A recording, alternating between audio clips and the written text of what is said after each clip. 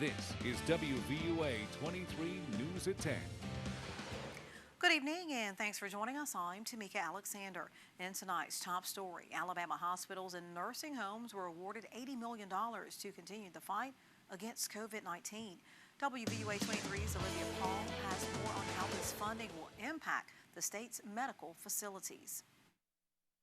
Leaders across the state are looking to continue their support of frontline workers as we begin to recover from the COVID-19 pandemic. Governor Kay Ivey announced Wednesday that $80 million will be allocated to nursing homes and hospitals across the state to help them, quote, get back on their feet. $40 million will be given to each as both nursing homes and hospitals continue to fight COVID-19.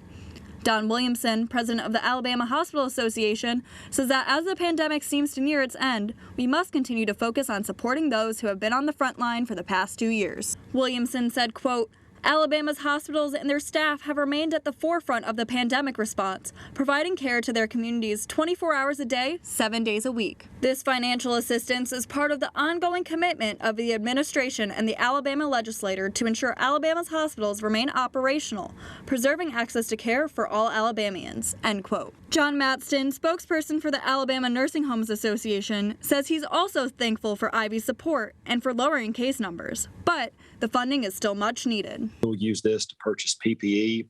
It can be used for testing, modifications to our buildings, and also help with staffing. So this is coming at a great time for our nursing homes as now we start the recovery process from COVID-19. Despite the low case numbers, staffing still remains an important issue and is a key part that the funding bill will address. This can be used to help cover some of our staffing costs, whether you've got to run overtime or you're having to bring in temporary staffing when you have an outbreak or something of that nature. The funding can also be used to help train future staff. You can go to work in a nursing home without any training. They will train you and help you become a certified nursing assistant. And from there, you can choose your career path. You can take scholarships to become a licensed practical nurse and a registered nurse, or you may choose to go the social services route. Those interested in working in one of the 230 nursing homes across the state can receive on-the-job training and scholarships to advance their education. Local in Tuscaloosa, Olivia Paul, WVUA 23 News.